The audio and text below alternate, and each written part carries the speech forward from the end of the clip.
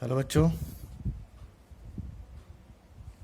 आज हम lesson number 2 को ही आगे बढ़ाते हुए आगे के टॉपिक क्लियर करेंगे। इससे पहले भी आपके कुछ वीडियो इस लेसन से रिलेटेड बनाए जा चुके हैं। उम्मीद करता हूं कि आपने वो सभी वीडियोस देखे होंगे, उनको समझा होगा। मैंने आपसे पहले भी कहा था, फिर कहता हूं, अगर कुछ समझ में नहीं आए तो आप अपने डाउट्स कमेंट्स में लिख सकते हैं, हम उसको दूर करेंगे। ठीक है, तो हमारा जो अगला टॉपिक है वो है द्विबीजपत्री भ्रूण का विकास, जो कि अपन ने लास्ट वीडियो में भी इसको अपन ने पढ़ा था। इस वीडियो में इसको एक बार और देख लेते हैं, क्योंकि उस टाइम लास्ट का टॉपिक था, दोबारा रिवाइज करने का मौका मिला नहीं था। तो इस वीडियो में इसको हम एक सरसरी नज़र से देख लेते हैं। तो द्विबीजपत्री पादपों में भ्रूण परिवर्तन का अध्ययन हैस्टिन नामक वैज्ञानिक ने किया था कैप्सुला पादप में। ठीक है ना। इसमें आपको पहले भी बताया जा चुका है कि जब अगुणित नर युग्मक और अगुणित अंड कोशिका मिलते हैं तो द्विगुणित युग्मनज बनता है। यहाँ तक का आप क्लियर था। अब ये वहीं से स्टार्ट होता है, युग्मनज से। देखिए, युग्मनज, इसमें विभाजन होता है जिससे कि दो सेल्स बनती हैं, नीचे वाली और एक ऊपर वाली। जो नीचे वाली होती है इसको बोलते हैं आधारीय कोशिका, ठीक है ना, बेसल सेल्स नीचे वाली। और जो ऊपर वाली होती है वो होती है भ्रूणीय कोशिका। भ्रूण का निर्माण इसी से होगा।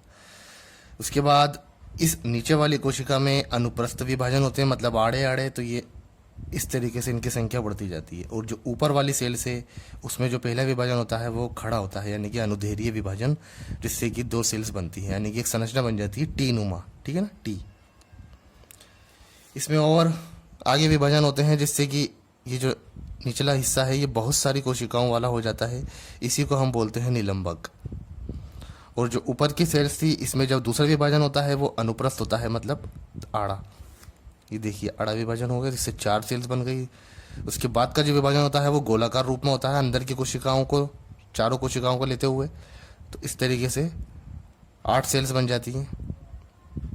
ठीक है ना। फिर 8 से 16, 16 से 32। ठीक है ना बच्चों।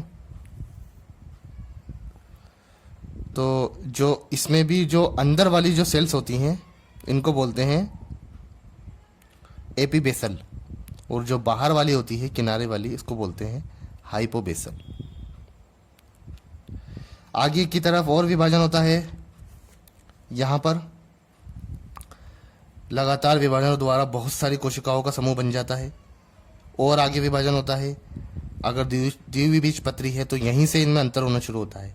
एक बीजपत्री और द्विबीजपत्री में यहीं से अंतर होना शुरू होता है। इससे पहले दोनों के बिल्कुल सेम होते हैं विभाजन।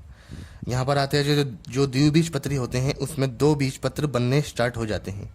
इनके बीच में एक दरार बन जाती है। ठीक है ना। इस तरीके से 2 बीजपत्र बनने दिखाई देने जाते हैं। इसका जो ऊपर वाला हिस्सा होता है इसको बोलते हैं प्रांकुर, और जो नीचे वाला होता है इसको बोलते हैं मूलांकुर। और लास्ट में ये कुछ इस तरीके से बन जाता है। ठीक है ना। देखिए आप, ये ऊपर के 2 बीजपत्र स्पष्ट दिखाई दे रहे हैं, ये इनका नीचे का निलंबक। ठीक है। तो ये द्विबीजपत्री भ्रूण का विकास हो चुका है। इसकी डिटेल देख लेते हैं। युग्मनज में अनुप्रस्थ विभाजन द्वारा 2 कोशिकाएं बनती है। बीजांड द्वार की ओर स्थित कोशिका को आधारीय यानी कि निलंबक कोशिका, तथा निभाग की ओर स्थित कोशिका को भ्रूणीय कोशिका कहते हैं। इसके बाद आधारीय कोशिका में अनुप्रस्थ और भ्रूणीय कोशिका में अनुदैर्घ्य विभाजन होते हैं। मतलब अनुप्रस्थ मतलब आड़े और अनुदैर्घ्य मतलब खड़े विभाजन होते हैं, जिससे टी आकृति की 4 कोशिकीय अवस्था बन जाती है। इसके बाद आधारीय कोशिका में अनेक विभाजन होने से 7 से 10 सेल्स युक्त तंतुनुमा लंबी संरचना बन जाती है, जिसे निलंबक कहते हैं। निलंबक का ऊपरी भाग फूलकर चूषकांक का कार्य करता है। इसी समय भ्रूणीय कोशिका में भी एक अनुप्रस्थ विभाजन तथा एक अनुदैर्घ्य विभाजन होने से 4 कोशिकीय अवस्था तथा बाद में पुनः विभाजन होने से 8 कोशिकीय अवस्था बन जाती है। बाहर की 4 कोशिकाओं को हाइपोबेसल और अंदर की 4 कोशिकाओं को एपीबेसल कहा जाता है। ठीक है ना। इन दोनों से ही काम होता है आगे का। तो एपीबेसल जो सेल्स होती हैं इनसे परांकुर और बीजपत्र तथा हाइपोबेसल जो होती है उससे कोशिकाओं से मूलांकुर बनता है, ठीक है ना। मूलांकुर जिससे जड़ का विकास होगा, और परांकुर जिससे बीजपत्र के ऊपर जो जमीन के ऊपर जो हिस्सा निकलेगा जिसको अपन बोलते हैं प्रारोह, वो बनता है इससे। इसी प्रकार वृद्धि करता हुआ बीजपत्र हृदयाकार बन जाता है और इसकी दोनों पालियां बीजपत्र बनाती है। मध्य की खांच से परांकुर बनता है, ठीक है ना। अब आ जाइए अपन एक बीजपत्री भ्रूण का विकास। इसकी जो प्रारंभिक स्टेज थी, शुरुआत की, वो सब सेम ही होती है। बात की अवस्था में इसमें थोड़ा सा चेंजेस होता है। एक बीजपत्री पादपों में भ्रूण की आरंभिक अवस्थाएं द्विबीजपत्री के समान ही होती है। इसमें केवल एक बीजपत्र होता है।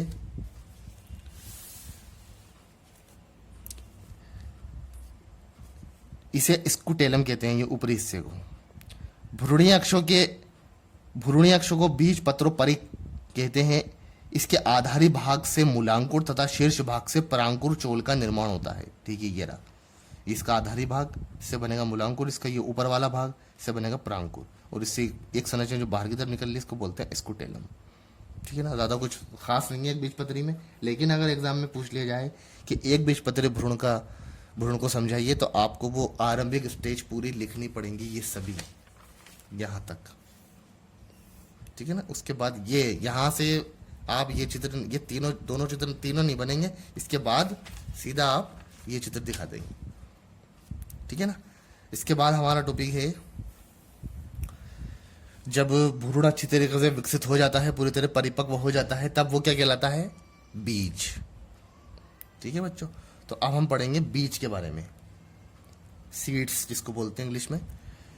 द्विनिषेचन के बाद भ्रूण तथा भ्रूणपोष दोनों का परिवर्तन होता है।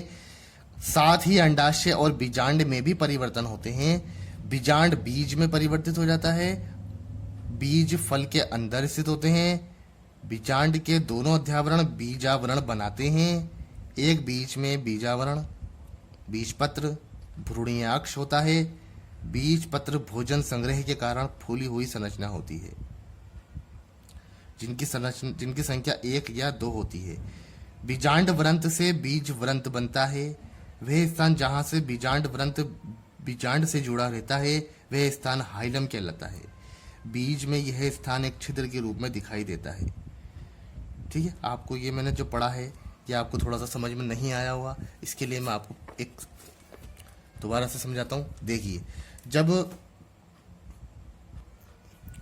परिवर्धन की क्रियाएं हो रही होती है उस वक्त 2 निषेचन होते हैं, ठीक है। यह आपने पहले भी पढ़ा था। पहला निषेचन होता है नर युग्मक और अंड केंद्रक के मिलने से, जिससे बना द्विगुणित युग्मनज, जो आगे विकसित होकर भ्रूण बनाता है। भ्रूण मतलब बीज बनाता है। साथ ही जो दूसरा विभाजन होता है, दूसरा निषेचन होता है, वो है अंड केंद्रक। और किससे जुड़ता है दूसरा अंड केंद्रक? द्विगुणित ध्रुवीय कोशिका से, तो बनता है त्रिगुणित भ्रूणपोष। अब भ्रूण बनने की यानी कि बीज बनने की अवस्थाएं तो अपन ने पूरी तरीके से पढ़ ली है, लेकिन साथ में जो उसकी और संरचनाएं होती हैं, साथ में जो उसके होती हैं, उनका क्या क्या होता है, ठीक है। तो देखिए, अंडाशय तथा बीजांड में भी परिवर्तन होते हैं। अंडाशय वो गोली संरचना, ठीक है ना, ये वाली संरचना, और इसके अंदर ये जो बीजांड है, ये वाले जो बीजांड है, ठीक है ना। ये एक पूरा चित्र आपको, वो जो घूमता हुआ चित्र बताया था ना बीजांड का, इस तरीके से ये वाला जो बीजांड है, इसमें भी कुछ परिवर्तन होते हैं, ठीक है ना। क्या क्या परिवर्तन होते हैं? बीजांड बीज में परिवर्तित हो जाता है, ठीक है ना। बीजांड के अंदर जितने भी बीजांड होते हैं वो सब क्या बना लेते हैं? बीज। और बीज फल के अंदर स्थित होते हैं, ठीक है ना। फल जो बना है उसके अंदर बन गए बीज। अब फल के चारों तरफ जो आवरण है, जो गूदा होता है जिसको हम खाते हैं, वो क्या होता है?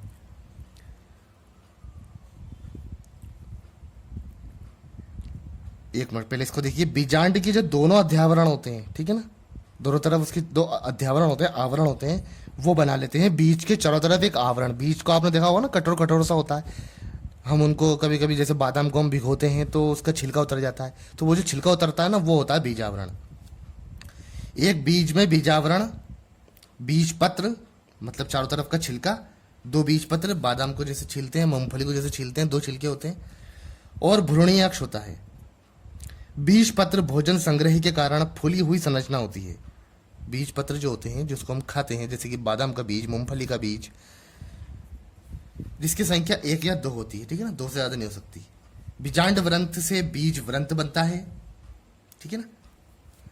वह स्थान जहां से बीजांड व्रंत बीजांड से जुड़ा होता है वह स्थान हाइलम कहलाता है, ठीक है ना। बीज, बीजांड और बीज, बीजांड व्रंत, जो उसका बीजांड का जो एक लंबी सी संरचना होती है, ये वाली, ठीक है ना, इससे क्या बनता है, बीज व्रंत, यानी बीज जिस संरचना द्वारा उसके कवर से जुड़ा हुआ होता है वो बीज व्रंत। वे स्थान जहां से बीजांड व्रंत बीजांड से जुड़ा होता है वह स्थान क्या कहलाता है, हाइलम। ये एक नंबर का सवाल है। वह स्थान जहां से बीजांड व्रंत बीजांड से जुड़ा होता है वह कहलाता है हाइलम। बीज में यह स्थान एक छिद्र के रूप में दिखाई देता है, दिखता है। ये जब बीज पूरी तरह परिपक्व हो जाता है और ये हाइलम हट जाती है, सॉरी, ये बीजांड व्रंत उसके ऊपर से हट जाता है, तो हमें एक छिद्र दिखाई देता है, वो छिद्र क्या होता है, हाइलम, ठीक है। खैर, अब बात हो रही थी जब बीज फल के अंदर धसे हुए होते हैं तो उसके चारों तरफ जो आवरण होता है, फल आवरण जिसको हम खाते हैं, वो अंडाशय का आवरण होता है, याद रखिएगा, ठीक है ना। उसके चारों तरफ जो होता है वो अंडाशय होता है।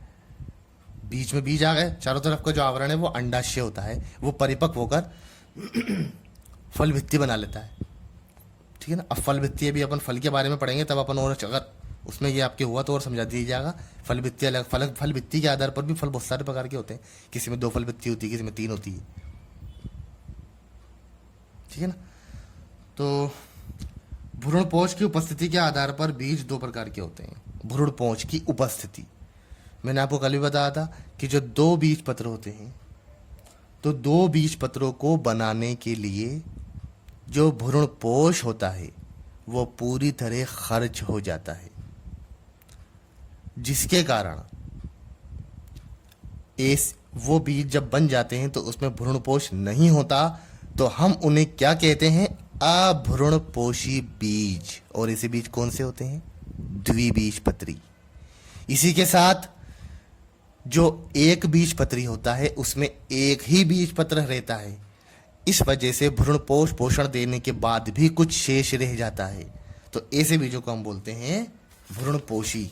कभी आपने मक्का खाई होगी, भुट्टा जिसको अपन बोलते हैं, तो आपने देखा होगा भुट्टे का दाना जब उसके फुट से हटता है तो उसके नीचे एक वाइट सा एक चिकना चिकना सा पदार्थ निकलता है, देखा होगा आपने, वो होता है उसका भ्रूणपोष, सॉरी। तो भ्रूणपोष की उपस्थिति के आधार पर 2 प्रकार के हो गए, अभ्रूणपोषी और भ्रूणपोषी। अभ्रूणपोषी एक और नाम है इसका, गैर एल्ब्यूमिनस बीज। इन बीजों में भ्रूण विकास के दौरान संपूर्ण भ्रूणपोष का उपयोग कर लिया जाता है। यह बीज भ्रूणपोष रहित होते हैं, जैसे कि चना, मटर, मूंगफली। आप यहाँ पर द्विबीजपत्री भी लिख सकते हैं, ठीक है ना, द्विबीजपत्री सारे बीज। दूसरा आता है भ्रूणपोषी बीज या एल्ब्यूमिनस बीज। भ्रूण विकास के दौरान संपूर्ण भ्रूणपोष का उपयोग नहीं हो पाता, इसलिए यह बीज भ्रूणपोष युक्त होते हैं। उदाहरण है एक बीजपत्री बीज, जैसे कि मक्का, गेहूं, बाजरा आदि, ठीक है ना। अब बीज का महत्व, बीज तो आप जानते ही ये कितने जरूरी चीज है, हमारी दुनिया ही इस पे चल रही है। हर साल कोई फसल जब उगती है तो उसके बीजों को रख लिया जाता है अगले साल बोने के लिए। मक्का को रखते हैं, गेहूं को रखते हैं, फिर अगले साल जब मौसम आता है वापस उन्हीं बीजों को खेतों में डाला जाता है, जिससे कि नई फसल तैयार हो जाती है। एक दाने से 100 दाने बनते हैं, 100 दाने से 10,000 से 10 लाख बनते हैं। इस तरीके से बीजों से ही सब कुछ हमारे भोजन की पूर्ति होती है। तो बीज के अध्ययन को हम क्या बोलते हैं, बीज विज्ञान, स्पर्मोलॉजी। इसका महत्व निम्न है, बीजों से नई संतति उत्पन्न होती है, मतलब नए पेड़ पौधे उगते हैं, उनकी संतानें होती हैं। बीजों से पौधे का नए क्षेत्रों में फैलाव होता है। कुछ बीज ऐसे होते हैं, जैसे कि आप कभी बाहर गए इंडिया से, आपने देखा कि एक कोई सी भी जगह जहाँ पर कोई बहुत अच्छा पेड़ उगा हुआ हो, बहुत अच्छा फल वाला, बहुत जायकेदार फल, तो हम सोचते हैं कि यार ये पेड़ काश अपन भी लगा लें, हमारे वहाँ तो होते ही नहीं है। तो पूरा पेड़ तो आप ला नहीं सकते, तो आप क्या लाएंगे, उस पेड़ का बीज, उस बीज को आप यहाँ लाके उगाएंगे वो यहाँ फूल वहाँ यहाँ पर उगेगा और वो फल यहाँ पर भी हम प्राप्त कर लेंगे। तो इस प्रकार से बहुत सारे बीज, बहुत सारे व्यापारी जब पुराने ज़माने में इंडिया के बाहर जाया करते थे व्यापार के सिलसिले में, तो कई बीजों को हिंदुस्तान में लेकर आते थे। आप जो चाय पीते हैं, ये चाय भी इंडिया का पौधा थोड़ी, कॉफ़ी जो है ये सब बाहर की फसलें हैं, तंबाकू, ठीक है ना। दूसरा है, तीसरा, बीज कृषि तथा खाद्यान्न का मुख्य आधार है। कृषि, खेती बाड़ी तो बीज से डिपेंड है, बीज नहीं तो खेती भी नहीं। इसे भंडारित करके भी रखा जा सकता है ताकि अगले वर्षों में फसल प्राप्त की जा सके, ठीक है ना, मैंने अभी आपको बता ही दिया।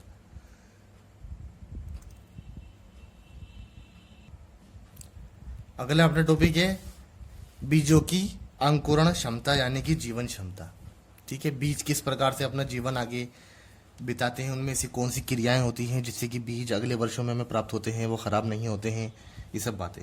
आपने देखा होगा कि बीज जो होते हैं, जब हम बीजों को लाते हैं, वह खेत, जो किसान एक बीजों को खेत में उगाता है, फिर उससे जो बीज प्राप्त होते हैं तो वो उन बीजों को कुछ समय के लिए सुखा देता है, भंडारित करके रख देता है, और इस बात का खास ध्यान रखता है कि ये बीज पानी के संपर्क में नहीं आए।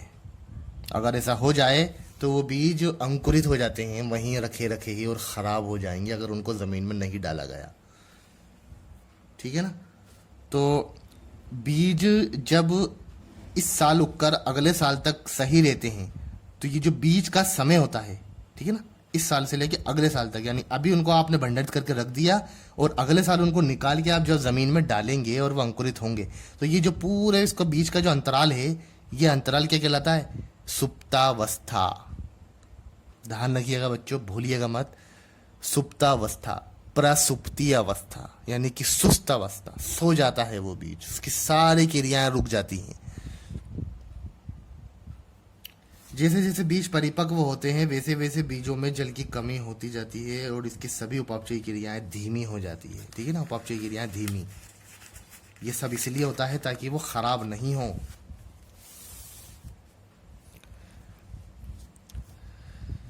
यह एक निष्क्रिय हो जाती है तथा यह निष्क्रिय हो जाता है, यह अवस्था सुप्तावस्था कहलाती है, ठीक है ना बच्चों, ध्यान रखिएगा। जैसे जैसे बीजों को अनुकूलन परिस्थितियां प्राप्त होती है अगले साल, जैसे ही बीजों को अनुकूल परिस्थिति कौन सी होती है? उनको गीला करना, उनका अनुकूल मौसम होना, वैसे ही ये बीज अंकुरित हो जाते हैं। विभिन्न पादप जातियों में बीजों की अंकुरण क्षमता अलग अलग होती है। अब ये कुछ खास बातें हैं जिसको आप दिमाग में रखिएगा, एक नंबर के सवाल में अक्सर पूछी जाती है। ल्यूपिनस आर्कटिकस नामक पौधे के बीज आर्कटिकस नामक प्रदेश में खुदाई के दौरान प्राप्त हुए हैं, जिसकी जीवन क्षमता 10,000 वर्ष पूर्व मानी गई है। यानी कि वो बीज प्राप्त हुए हैं खुदाई के दौरान, तो कितने लंबा टाइम माना उनको? 10,000 वर्ष पुराने माने उन बीजों को, और अब तब तक वो सही थे। जब इन्हें बोया गया तो ये अंकुरित भी हुए और इनमें पुष्प भी उत्पन्न हुए। देखो आप, 10,000 साल। इसी प्रकार खजूर जो होता है, खजूर की गुठली, आप जब खजूर खाने के बाद जो गुठली निकलती है उसकी जीवन है 2,000 साल। अगर आप उसको एक डिबिया में बंद करके रख दें और 2,000 साल बाद कोई व्यक्ति उन डिबिया को खोल के और खजूर के बीजों को जमीन में डाले तो वो खजूर का पेड़ उग जाएगा। कमल, ठीक है ना, कमल के बीज देखे आपने, गोल गोल से होते हैं, काले काले से, जैसे कमल गट्टे भी बोलते हैं।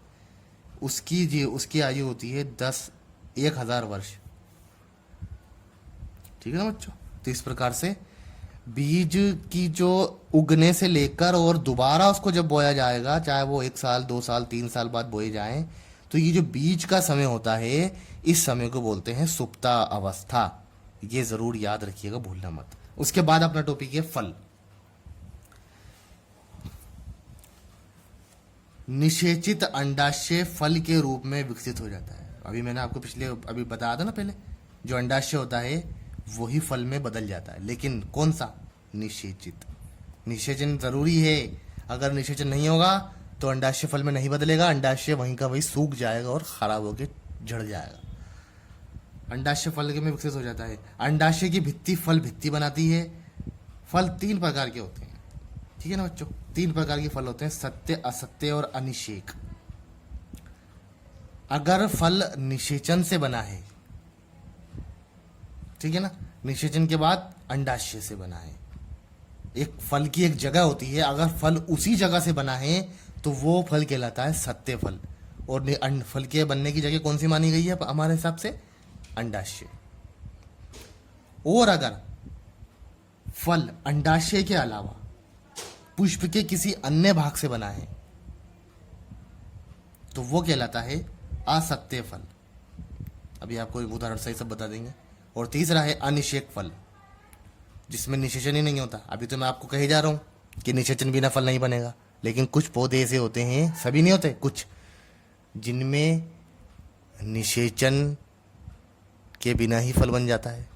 तो ऐसे फल जो बिना निषेचन के बनते हैं उन्हें हम कहते हैं अनिषेक फल। उनकी पहचान भी आप कर सकते हैं, उनमें बीज नहीं होते। कभी कभी आपके घर में ऐसा पपीता आया होगा कि जब आपने उसको काटा होगा तो उसमें एक भी बीज नहीं निकला हो, तो वो फल कहलाते हैं अनिषेक फल। ठीक है बच्चों, चलिए शुरू से देखते हैं।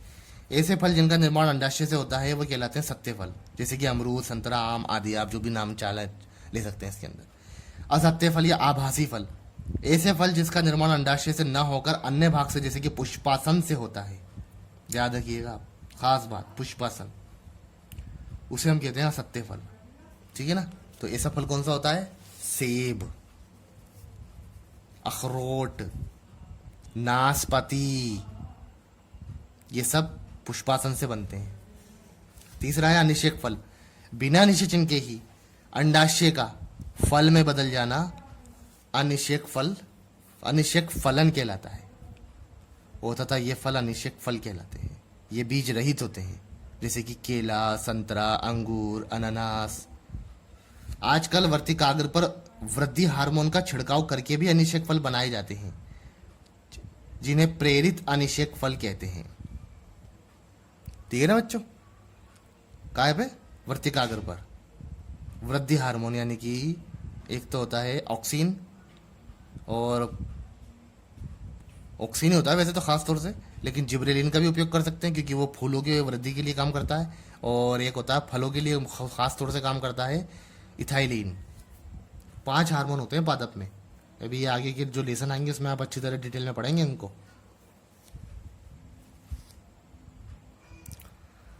अगला अपना टॉपिक है असंग जनन, इंग्लिश में बोलते हैं एपोमिक्सिस।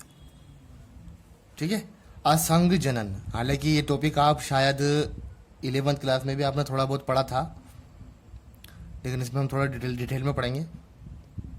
असंग जनन किसे कहते हैं? ऐसी प्रक्रिया जिसमें बिना निषेचन के ही भ्रूण का निर्माण हो जाता है, तो उसे असंग जनन कहा जाता है। ठीक है। अब आप सोच रहे होंगे ऐसा अलैंगिक जनन भी तो होता है। तो आपने बिल्कुल सही सोचा, अलैंगिक जनन और असंग जनन दोनों का मतलब बिना निषेचन के जनन होना, लेकिन फर्क सिर्फ इतना सा है, अलैंगिक जनन में तो पादप की टहनी, जड़, पत्ती, इन सब से हम नया पादप प्राप्त कर सकते हैं, बीज की जरूरत नहीं होती। लेकिन इसमें क्या होता है, इसमें निषेचन तो नहीं होगा, लेकिन भ्रूण का जो निर्माण होता है, भ्रूण का निर्माण जरूर होता है इसमें, चाहे वो अंडाशय से हो, बीजांड से हो, या पुष्प के किसी अन्य भाग से हो। ठीक है ना। तो इसलिए इसको बोला जाता है असंग जनन। जबकि अलैंगिक जनन में टहनी से, जड़ से, पत्ती से भी किसी पादप उग जाता है। तो ये फर्क ध्यान रखिएगा आप। तो ऐसी प्रक्रिया जिसमें बिना निषेचन के ही भ्रूण का निर्माण हो जाता है उसे असंग जनन कहते हैं। भ्रूण का निर्माण, खास बात आ गई ना, तो इसको बोलेंगे असंग जनन। भ्रूण का निर्माण नहीं होता उसमें, अलैंगिक जनन में सीधा पेड़ बन जाता है। असंग जनन के प्रकार: अनावर्तीय असंग जनन, आवर्तीय असंग जनन, और एक और है अपस्थानिक असंग जनन, और तीसरा है कायिक असंग जनन। ठीक है। तो पहले हम पढ़ते हैं अनावर्तीय असंग जनन। इस प्रकार की असंग जनन प्रक्रिया में गुरु बीजाणु मात्र कोशिका में 4 अर्धसूत्री विभाजन होते हैं, जिससे 4 अगुणित गुरु बीजाणु बनते हैं। इनमें से एक विकसित होकर भ्रूण कोश का निर्माण कर लेता है। इस प्रकार बने भ्रूण अगुणित होते हैं। समझ में आई कुछ बात? देखिए, 4 गुरु बीजाणु बनते हैं, ये अपन ने पहले ही पढ़ा था। उनमें से केवल एक विकसित होकर भ्रूण कोश, वही जिसके अंदर बहुत सारी कोशिकाएं थी, बहुत सारे मतलब 7 कोशिकाएं थी, 8 केंद्रक थे, भ्रूण कोश का निर्माण कर लेता है। और बिना निषेचन के वो भ्रूण कोश भ्रूण में बदल जाता है। ठीक है ना। अंड जो केंद्रक होता है उसमें वो बिना निषेचन के ही आगे वृद्धि शुरू कर देता है। लेकिन ऐसा कर ये सारी क्रिया अपने आप नहीं होती है, इनको कराने के लिए कोई उद्दीपन दिया जाता है, जैसे कि एक्स किरणें या फिर कोई हार्मोन का छिड़काव या कोई टेम्परेचर में बदलाव, ऐसा करके ये सब क्रिया कराई जाती है। नॉर्मल नहीं होता ऐसा, नॉर्मल तो उसी तरीके से होगा जैसे कि धतूरा और मक्का। ठीक है ना। अब आप सोचेंगे मक्का ऐसे उगता है क्या? मक्का ऐसे नहीं उगता, लेकिन मक्का के पौधे में ये देखा गया है कि अगर उनके अंदर कुछ उसके अनुकूल परिस्थितियों में कुछ बदलाव करके मक्का के पादप को अगर हम उगाए तो वो उग जाते हैं और उनमें फल भी उत्पन्न हो जाते हैं बिना निषेचन के ही। लेकिन ज़्यादातर मक्का में निषेचन से ही फल बनता है, ध्यान रखिएगा। दूसरा आता है अपना आवर्ती या पुनरावर्ती असंजनन। यह अनावर्ती था। अनावर्ती मतलब ये रिपीट नहीं होता। ऐसा नहीं कि हम हर पीढ़ी में ही ऐसा करते रहें, ऐसा नहीं हो सकता। हो सकता है जो भुट्टा भी होगा वो अगली पीढ़ी में लैंगिक जनन कर ले। ठीक है ना। इस वजह से इसको अनावर्ती बोलते हैं। या आवर्ती मतलब जिसका रिवीजन हो सके, रिपीटेशन। इस पीढ़ी में ऐसा हो गया, हो सकता है अगली पीढ़ी में भी वो इसी प्रकार से भ्रूण का निर्माण कर ले। तो इस विधि में बीजांड काय से विकसित गुरु बीजाणु मात्र कोशिका अर्धस्त्री विभाजन के बिना ही सीधे ही द्विगुणित भ्रूण कोश का निर्माण कर लेती है। कौन?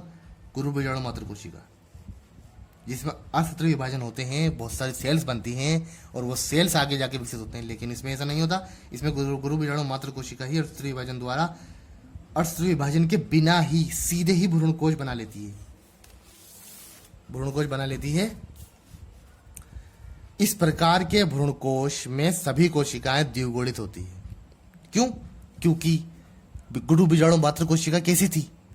द्विगुणित थी।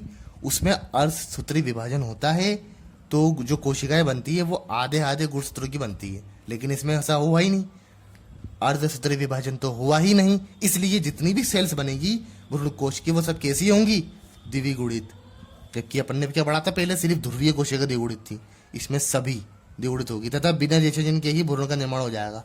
क्योंकि अंड कोशिका जैसे ही द्विगुणित होती है युग्मनज बना लेती है, तो इसमें तो पहले से ही द्विगुणित आ गई, तो ये सीधे ही द्विगुणित हो जाएगी और भ्रूण का निर्माण कर लेगी। ठीक है। तीसरा है अपना अपस्थानिक भ्रूणता। जब भ्रूण का परिवर्धन भ्रूण कोश के अलावा बीजांड की किसी अन्य कोशिका से होता है। ठीक है ना बच्चों। देखिए ये भ्रूण, ये बीजांड है, ये भ्रूण कोश है, ये अंड कोशिका है, ये ध्रुवीय कोशिका है, ये प्रतिमुखी कोशिकाएं हैं, ये इसके चारों तरफ आवरण है थोड़े से, और फिर इसके अंदर एक और आवरण है, इसके अंदर बहुत सारे सेल्स है। इसमें से ही एक सेल से आगे जाके भ्रूण कोश का निर्माण करती है। ठीक है ना। तो अपन ने क्या पढ़ रहे हैं? जब भ्रूण का परिवर्तन भ्रूण कोश के अलावा, ये भ्रूण कोश है, के अलावा किसी अन्य कोशिका से होता है, यानी कि इसके अलावा यहाँ की कोशिका से हो जाएगा, तो इसे अपस्थानिक भ्रूणता कहा जाता है। आगे ना बात समझ में? इसके अलावा इसमें से किसी से हो जाता है, अपस्थानिक भ्रूणता कहा जाता है। इस प्रक्रिया में युग्मकों का निर्माण नहीं होता, सीधे ही बीजाणुद्भिद अवस्था आ जाती है, इसलिए इसे बीजाणुद्भिद असंजनन भी कहा जाता है। ठीक है। उदाहरण नींबू और आम। लेकिन हमेशा ऐसा नहीं होता, ये कभी कभी ऐसा देखा गया है, किस कंडीशन में ऐसा कर लेते हैं। ठीक है ना बच्चों। तो और एक और पढ़ लेते हैं, फिर एक साथ सबको देख लेंगे। कायिक असंजनन। जब पुष्प के स्थान पर पादप के किसी अन्य पादप भाग से नए पादप प्राप्त हो जाते हैं तो इसे कायिक असंजनन कहा जाता है। देखिए कायिक जनन, जो कि एक प्रकार की अलैंगिक जनन की विधि है, तो इसलिए इसको इस कैटेगरी में रख दिया कि जब पुष्प के स्थान पर पादप के किसी अन्य पादप भाग से नए पादप प्राप्त हो जाते हैं तो इसे कायिक असंजनन कहा जाता है। उदाहरण प्याज। ठीक है ना। वैसे तो आपको कई बुक्स में ये चौथा वाला आपको देखने को नहीं मिलेगा, सिर्फ इन 3 को ही प्राथमिकता है, तो आप भी इस 3 ही खास तौर से ध्यान में रखिएगा, इनको छोड़ दीजिएगा क्योंकि ये एक अलैंगिक जनन की विधि है।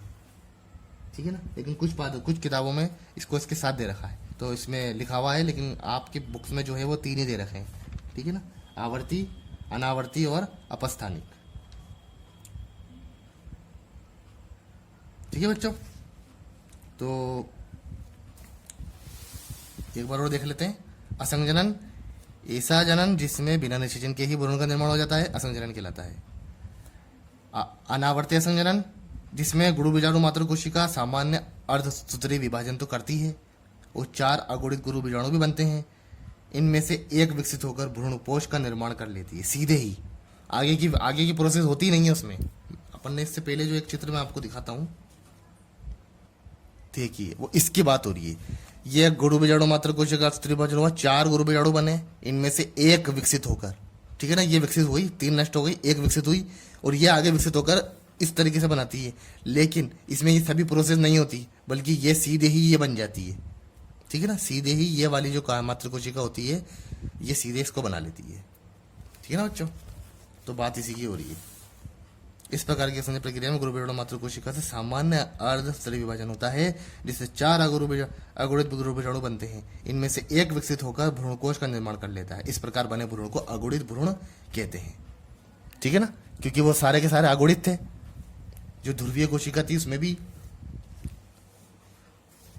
अगुणित ही होंगे, अलग अलग ही रहेंगे, वो दोनों जुड़ेंगे नहीं। बाद में जुड़ते हैं ना वो, जैसे उसमें जो बाद में जुड़े थे अलग अलग होकर, इसमें ऐसा नहीं होता। दूसरा है आवर्ती। इस विधि में बीजांड काय से विकसित होकर गुरु बीजाणु मात्र कोशिका बिना अर्धस्तरीय विभाजन के सीधे ही भ्रूणकोश का निर्माण कर लेती है। तो ये पहले से द्विगुणित थी, अर्धस्तरीय विभाजन हुआ ही नहीं, इसलिए ये अगुणित होगी नहीं और भ्रूणकोश बन जाएगा। तो भ्रूणकोश की जितनी भी सेल्स होंगी वो सब कैसी होंगी, द्विगुणित। और जो इसमें अंड कोशिका होगी वो बिना निषेचन के ही भ्रूण का निर्माण कर लेगी, क्योंकि पहले से द्विगुणित थे। तीसरा है अपस्थानिक। जब भ्रूण का परिवर्तन भ्रूण कोश के अलावा बीजांड के किसी अन्य भाग से हो जाता है, किसी अन्य कोशिका से हो जाता है, तो उसे अपस्थानिक भ्रूणता कहते हैं। इस प्रक्रिया में युग्मकों का निर्माण नहीं होता, सीधे ही बीजाणुद्भिद अवस्था आ जाती है, इसलिए इसे बीजाणुद्भिद असंजनन भी कहा जाता है। उदाहरण नींबू और आम। अगले बात समझ में, ये जो चौथा नंबर का है इसको आप मत देखिए, ये आपकी बुक्स में है भी नहीं। ठीक है, उसके बाद है असंजनन का महत्व, जो कि अपन इसके बारे में कल पढ़ेंगे। थैंक यू बच्चों।